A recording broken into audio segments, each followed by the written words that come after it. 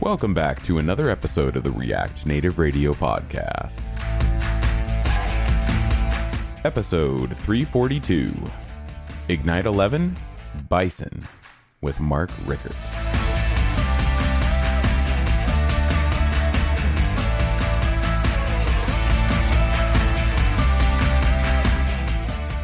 Mazen, I don't understand why you look so tired. You just got how much time, how many weeks off, from work, and you come back and you look tired? Like, you should be resting on your time off. Why are you so tired? I know, right? It was a month off, but it was a month off of no sleep. My daughter was born about mid-July. Yeah. Mm-hmm. So she's been keeping us up quite a bit, but usual baby stuff. I am not used to this usual baby stuff, but my granddaughter was here. I guess it was like 4 or 5 days, something like that. It's all a blur at this point. I forgot how much work it is to have a 9-month-old. She can crawl. She's like constantly busy, constantly into things, constantly wants something, super cute. You want to hold her, and then she wants to wiggle and get off your, go crawl away. And then her sleeping patterns are basically, oh, grandpa's sleeping, I'm going to wake up and wake everybody else up. That's very familiar. Yeah. Well, I'm sure you have a little bit of renewed empathy for your son and daughter-in-law. Yeah. Permanent I life do. with a I do. 9-month-old. Yeah, she was here because they were off doing like a camp thing that they were doing, and yeah, it was fun. It's always great to do the bonding thing, of course. Mazen, I'm sure that you've been doing plenty of that with your new little Yeah, for sure. It's nice to have that time to just kind of hang out and get finish the newborn stage. It's kind of like a hard stage to. It's our second kid, so it's kind of remembering how to ride a bike again, almost that type of thing. So. And how's Zaid been kind of handling all this? He's been good. He is actually a very good big brother. And I think we haven't had any incidents, I guess, is the main thing to think about here. So it's all good. Yeah. All right. Well, along with Robin and Mazen, of course, I'm Jamin. We also have Mark Rickert today, guest hosting with us. Mark is on our team. He's been on the show before. Welcome back, Mark. Hey, thanks for having me. I'm happy to be back on the show. Awesome. I assume you haven't had to watch any little infants or anything recently. No, but I do have like a 9-month-old kitten, which is it's a whole other type of same. He wakes you up in the middle of the night and brings toys onto the bed, and it's not quite a baby level of annoyance, I think, for me, but having a kitten is fun. Yeah, and, to be fair, you do have to deal with Todd every day as well. So, a couple of babies. All right. I hope he's not editing this one because he's going to he will leave now. Every cough in for me. Love you, Todd. All right. So, Mark is a principal software engineer here at Infinite Red, has worked here for longer than the company has existed. Mark and I actually knew each other before I knew my two business partners way back in the day. We did some iOS native open source work together. Mark, you're an extreme sports enthusiast. What all have you done? List all the different types of extreme sports that you've done over the years. Yeah. Or just in the past 4 days, maybe. Well, over the weekend, I did participate in a downhill mountain biking race. But most of the extreme sports that I do are related to flying. So something where my feet are off the ground. That generally, it started with skydiving. That moved into that moved into wingsuit flying. That moved into base jumping. That moved into paragliding. So anything where I'm flying, either assisted or unassisted by an aircraft, I love it. I just like having my feet dangling from a parachute. It's a lot of fun. You have a paramotor. You flew that from right near you couldn't quite take off from my property. Didn't quite have the room for that, but you took off from a nearby area, and were able to fly around my house for a while. Yeah, unfortunately, that that powered paraglider met a fiery death in a house fire at my friend's house. Oh no! Yeah, so I I don't didn't even have know that. that. I don't have know that that either. machine anymore. but yeah, I do remember when I was flying, some like maintenance guy came over and started yelling at us because he said I wasn't allowed to fly there. Apparently, he thought it was like a remote controlled flight thing or something. I don't know. I think he could tell it wasn't. You were flying around and it was pretty clearly you, but there was a sign that he pointed to that said, because I was there, and he's like, look, you can't fly here, and it said no radio controlled. Right, and there was nothing aircraft. radio controlled about Right, it. it was Yeah, all we're like, human it's not powered. radio controlled. I thought we were good here, Yeah, and he just wasn't having anything. I think we were looking at the letter of the law, and he was looking at the spirit of the law. A lot of people don't like how loud the paramotors are. Yeah, fair. Yeah. Fun fact, Mark once released an app to the App Store while in free fall. There's actually a video of this. How high were you when you did it? I guess I see what you did there. If I'm asking Mark, that could mean two different things. Yeah, no. First of all, never do extreme sports with your mind in an altered state. Yes. Second, I did release an iPhone app specifically about skydiving to help you locate drop zones in your local That's area. great marketing. Yeah, and it was Genius. a long time ago, and but if I remember, I had to wait till like 7,000 feet. Like you start at 14,000 feet, so I had to do like half the skydive before I could even get the cell phone signal to get the data speed in order to hit the button in the Xcode Connect app on my iPhone.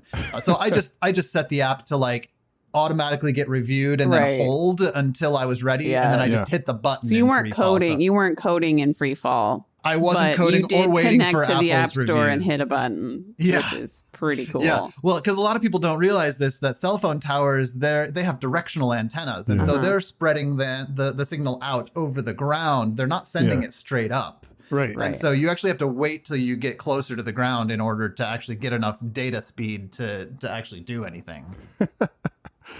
It's wild that you did that, but it's so appropriate for the type of app it was and for the type of person you are. Yeah. I do want to really quickly mention our sponsor, the company we all work for, Infinite Red. It's a premier React Native consultancy located fully remote in the US.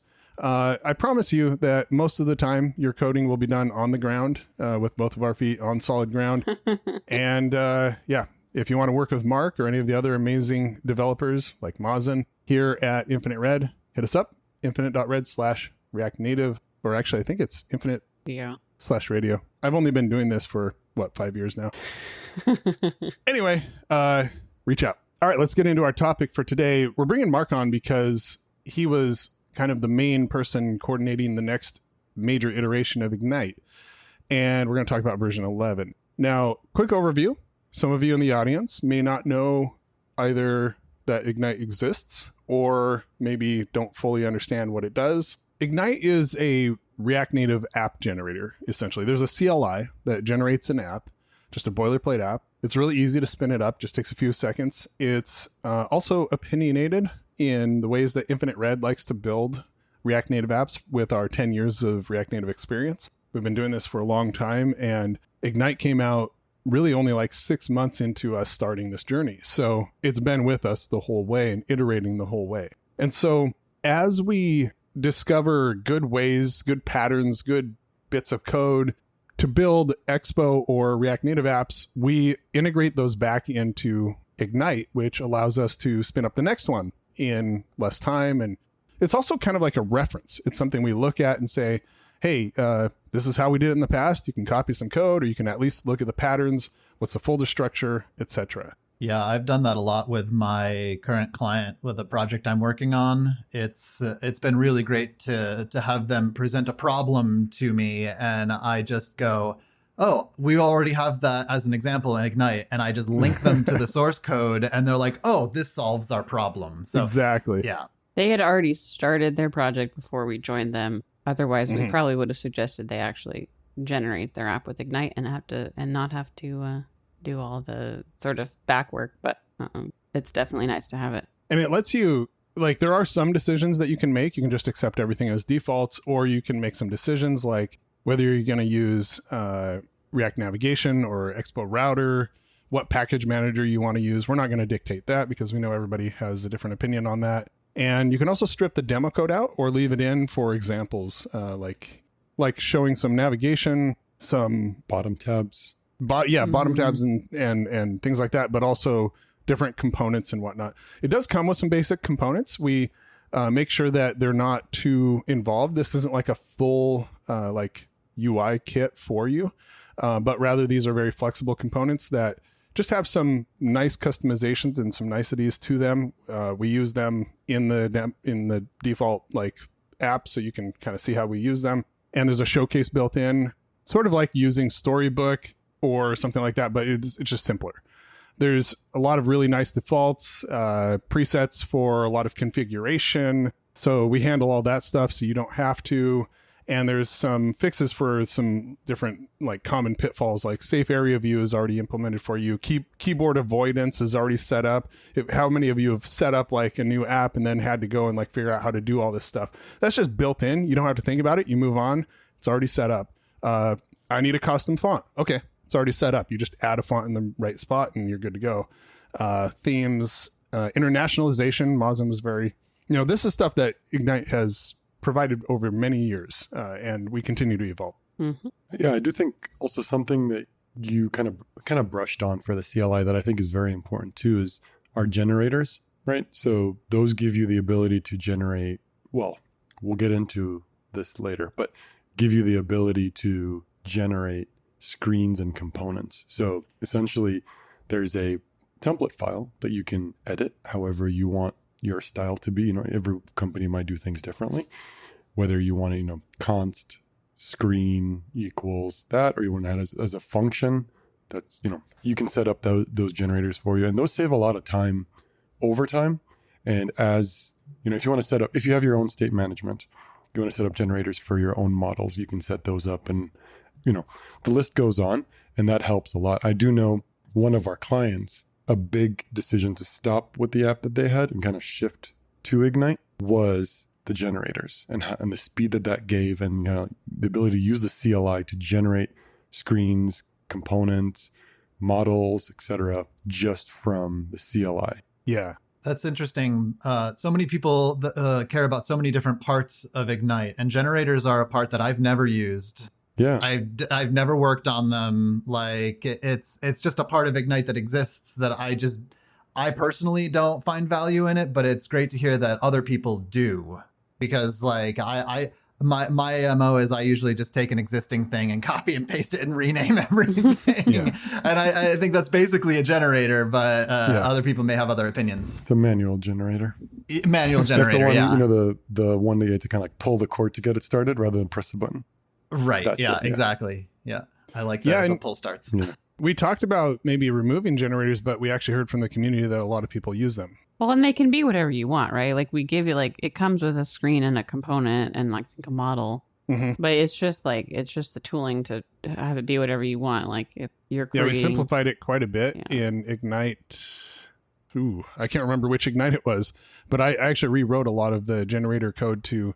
Because we had something really kind of complex before and just kind of rewrote it to be something that just did the basics, and then, you can go do your own modifications to it. All right, really quick. So Mark did write an article about Ignite version 11. You can go read about that. We'll put the link in the show notes. It's on Redshift, which you can find at shift.infinite.red. That's our blog.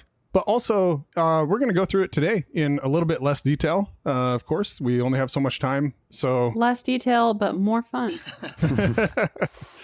All right, here's a quick list of the important pieces. I'm not going to make any commentary about any of them. We'll do that next. So 1, we removed MobX State Tree as the default state management. We also only now support the new architecture going forward. We have a new theming. It's more of like an iterated theming refactor that happened. We upgraded to Expo SDK 53.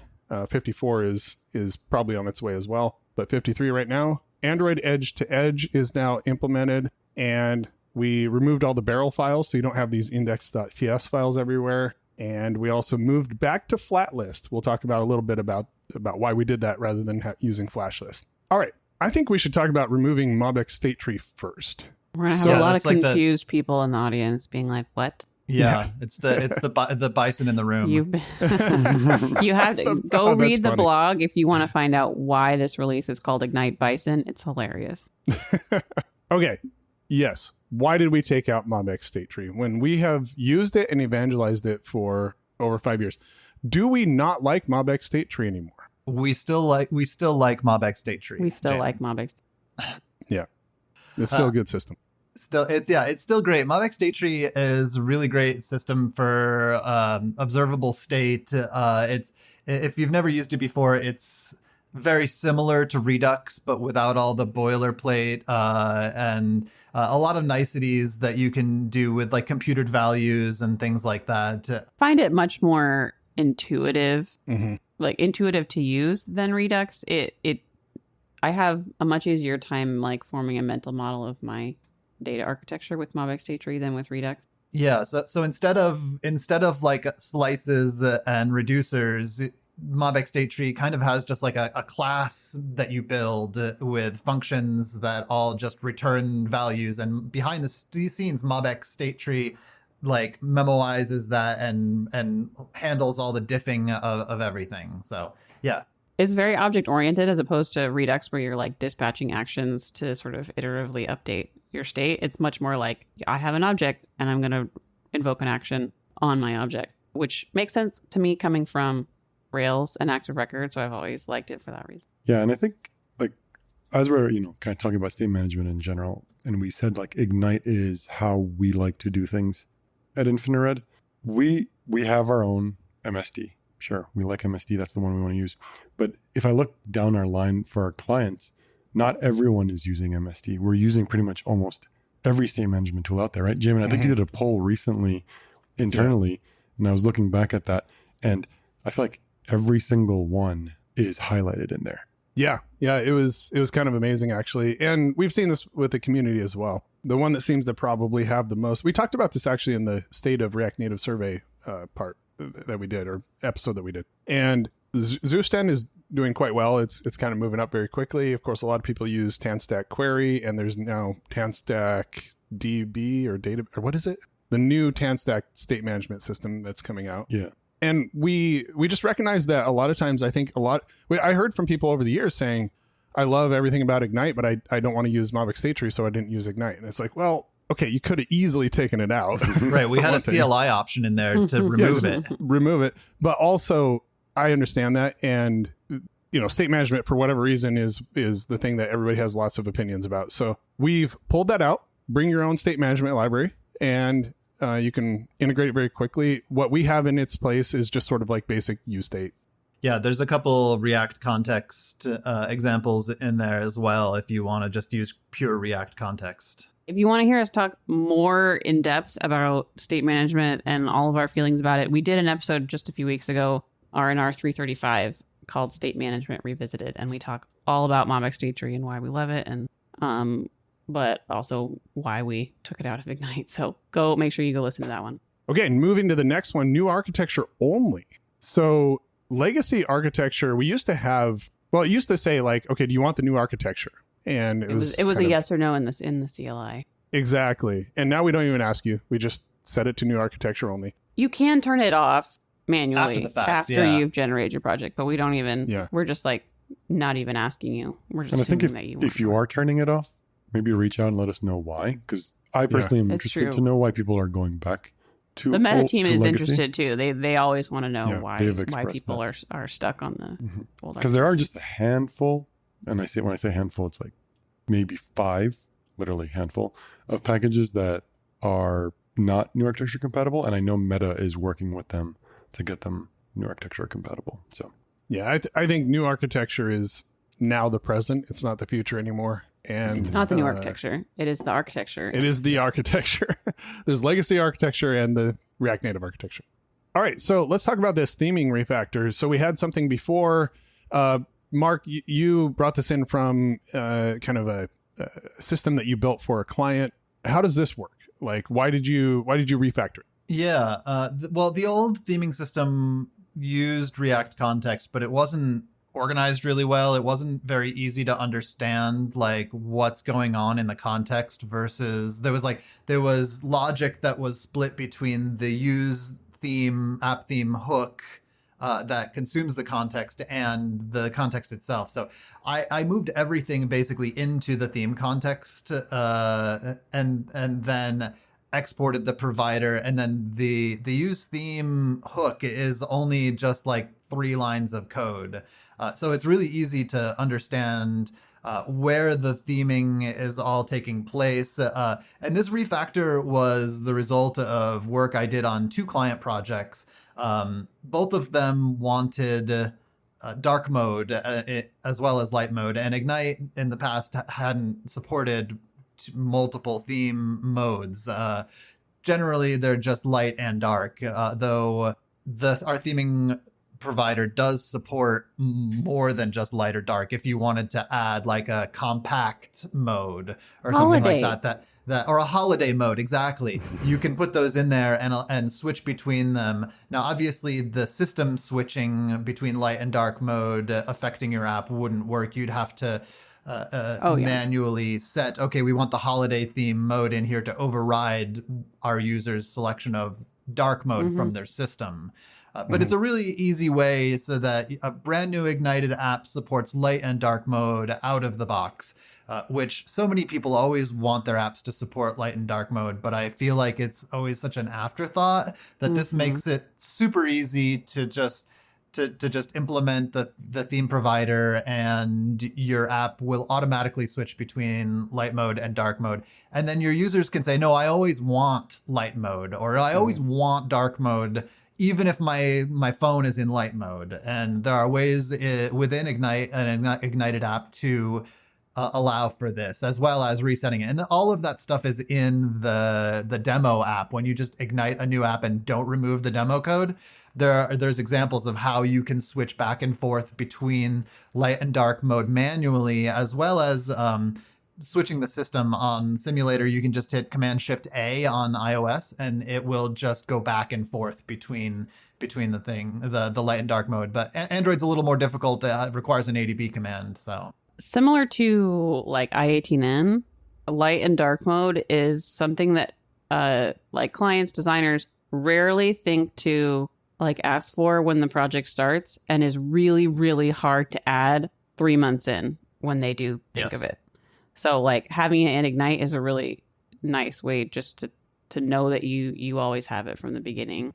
Yeah, it's nice to have, if let's say you have 2 people working on a project, have one of them run it in light mode and another one run it in dark mode. And that way each of you notice if there's an issue as you're going. And also, it's not just about the colors. You can also change heights and widths, spacing, all that stuff. Typography. These things, anything that's across the board that would be in your theme.ts file, you can make changes to that. And you can also do it based on other criteria. There's, not just what theme is there.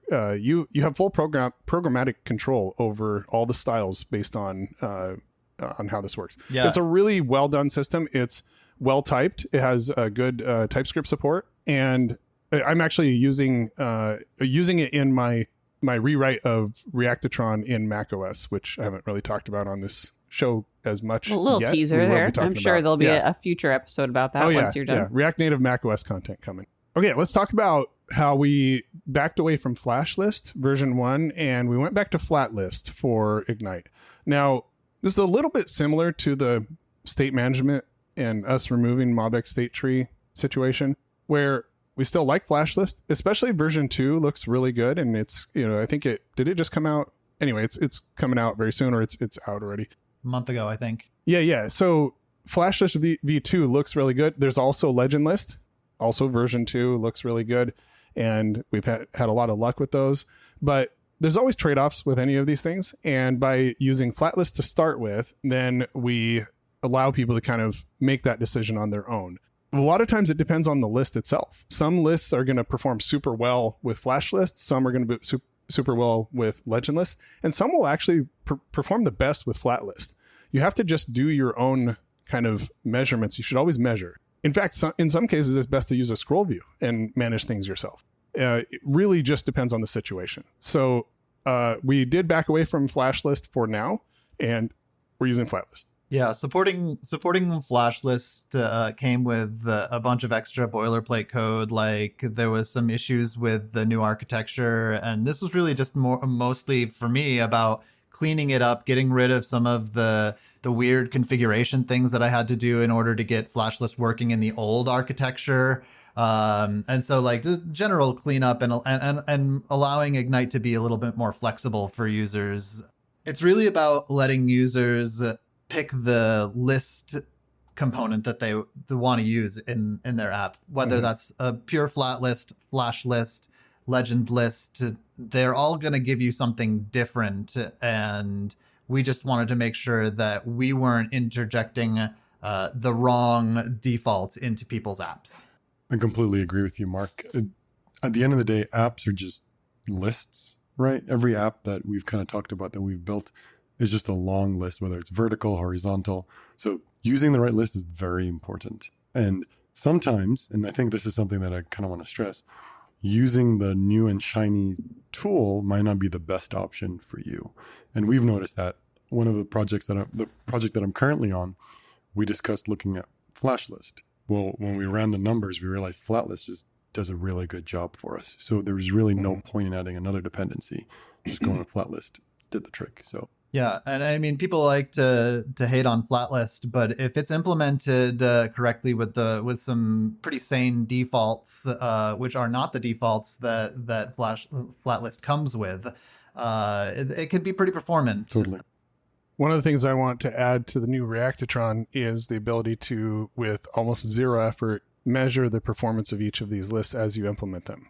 So you just go to a tab that's like lists, and you just can see right there what the performance looks like. You can swap them in and out. Their APIs are almost identical, so it's super easy to just try each of them and try different configurations, with recycling on and with recycling off and different things like that. So I think it's really about us having some way to measure this and profile it over just having like basic opinions. And I want to say we want to be opinionated where it really matters, like things that they're okay. In some cases, it's just going to be our opinion, and we're just going to put that opinion in there. In other cases, it's going to be like, in our experience, we have had a lot of issues going any other direction. This is the best that we've found. But in some cases, we're just like, okay, different teams at Infinite Red have had success with multiple approaches. We're going to go to the lowest common denominator, let you kind of build off of that, because Flatlist is already included in React Native. So we don't have to think about, we don't have to, it's not like we're making the choice for Flatlist over the others. We're simply springboarding off of that. Yeah. And a couple weeks ago, I did a training session for my client, my current client, where I implemented a few different lists, a legend list, flash list, a performant flat list, and a non-performant flat list, just so that I could show them how to use the profiling tools and the flame graph and things like that. And it is so easy to make a non-performant flat list, so much so that there's actually a flat list performance optimization page in the React Native docs. So if you've never read that to learn how to optimize a flat list, you really should go and read those docs on the React Native website. I want to talk about the barrel files thing. So barrel files, just for people who don't know, are usually index.ts files that you can just import. When you're writing your import statement, you just import from the folder. It then loads the index.ts by default, and that imports and exports, re-exports all of the stuff that's in that folder. It just kind of like collects it all up, like in a big barrel, and then lets you pull from that. Basically just makes the import statements at the top of your file cleaner. Yeah, you have one import statement that can bring in a bunch of different things, and it's just a little bit cleaner in some ways. However, there can be some downsides to this. And Mark, what was sort of the thinking behind removing those? Yeah, well, with a brand new Ignited app, you don't have these problems at all because it's such a small number of files. But in my research and reading what other people were talking about with barrel files, I've learned that they can really mess up the resolution graph of your app. Like, it just takes so much longer to resolve where all the files and components are, that removing them just made sense from a scalability standpoint. We wanted to be setting patterns for developers that will scale over time. And barrel files generally don't scale very well. They increase loading times. They introduce a lot of files that need to be maintained over time. Whereas the trade-off to not having the barrel files is that you have 2 or 3 import lines versus 1 import, because you're importing components directly from the source instead of from that barrel file. But at the same time, it also reduces the risk of circular dependencies, because you've imported something from a barrel file, which also imports something from another file, and you get this round robin of graph resolution, which again takes more time. It takes Metro a while to resolve those circular dependencies before it's finally like, oh, I give up. Here you go. Something might break. So that's one of the reasons why we removed the barrel files. Yeah, in Metro, if you don't import a file, you could have a million files in your app directory or whatever. If you don't import that file from anywhere that is reachable, like has been imported. So you import your main app.tsx, right?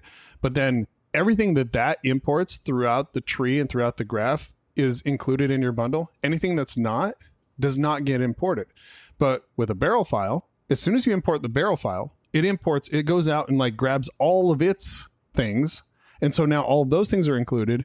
And if you just don't end up using one of those files in your app, it's still there. It's still in your bundle. There's nothing you can do about it. And that's a very hard problem to solve, with tree shaking and whatnot. That's actually it's a non-trivial problem. Yeah, and where I do recommend using barrel files, though, is if you're creating a package, right, that you're going to publish and have other people consume those components. That's where barrel files really shine. So you can just export that one file from your package JSON, and you export the entire public API of what you want, and you only put the things that you want to export to that public API in that barrel file. So barrel files are much better for packages that you're creating and versus an app itself, where you can just import a component from the exact file where you created it instead of abstracting that to another place.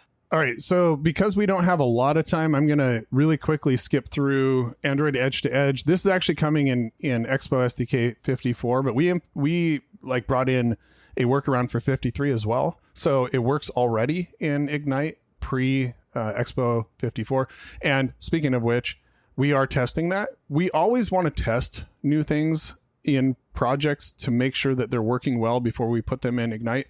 Ignite is never going to be the bleeding edge. We're going to make it something that is, anything in Ignite should have been tested in a project by Infinite Red and with feedback pulled back. Okay, this works well.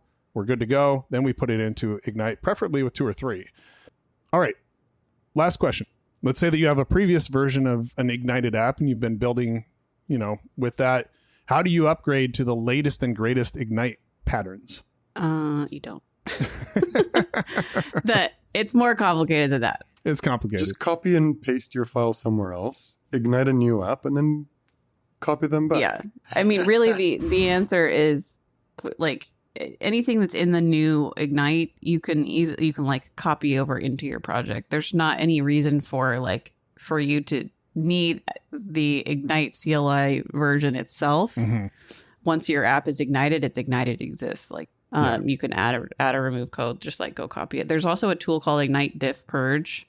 Which, it hasn't been updated in a while. But it really doesn't. Yeah. It really all it does is it'll give you on GitHub a comparison of everything that's changed since the most recent version, and you can pick and choose what you're oh, I really want the new theming system, just copy it into your app. That's really the way to go. And then the next time you create a project, just use the new.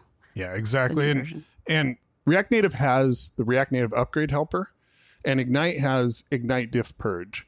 And it's kind of a weird name, but Nicholas Soderstrom from Sweden is the one who maintains this, and he actually just released yesterday, it looks like, support for 11, actually 11.1.1, which is out already.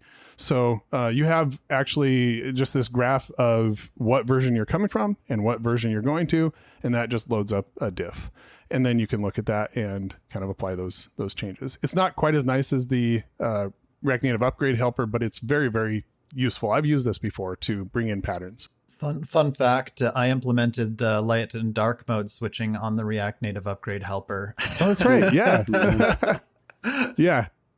You can thank Mark for that. I'm really passionate about dark mode. I opened the Upgrade Helper on an airplane one time, and I was like, my eyes were blown out with the light mode, and I was like, why doesn't the Upgrade Helper have a dark mode? Yeah. And so I did it, and they promptly added me to the GitHub team, so I can make updates to the Upgrade Helper now. I love it. You woke up the whole plane, and they were like, nope. Yeah, exactly. Mark, you also tried this on your new MetaQuest VR headset, didn't you? MetaQuest 3, yeah.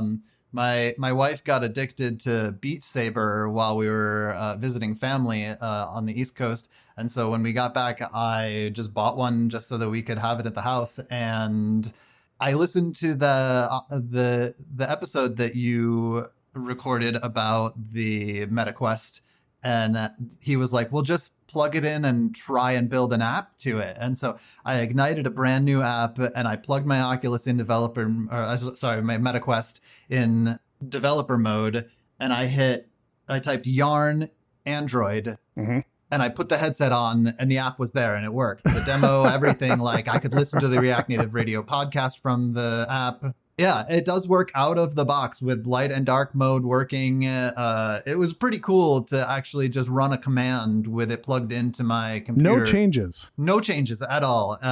The UI was a little laggy, but I don't know if that has anything to do with all of the other stuff I was running at the same time on the headset. It's probably flat list. Let's just blame it on flat list. It might have been flat list. But yeah, it was super easy. I heard them say that statement, just try it. And so I was like, oh, I'll just try it. And it just worked. It just worked. It was really cool. Awesome. So go get yourself a MetaQuest 3. I have one as well. I've been using it for various things. It's been fun. Don't forget to use RNR on checkout, please.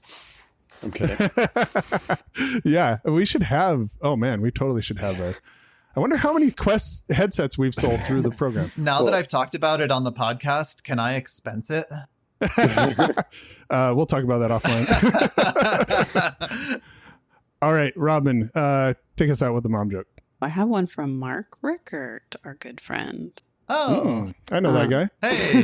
He's pretty cool. I asked my German friend if he knew the square root of 81. He said no. All right. We'll see you all next time.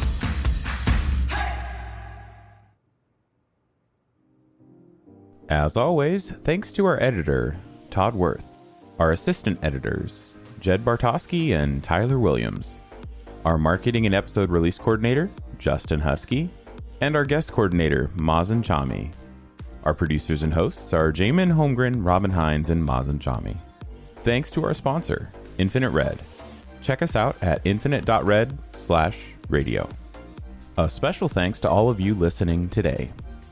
Make sure to subscribe to React Native Radio on all the major podcasting platforms.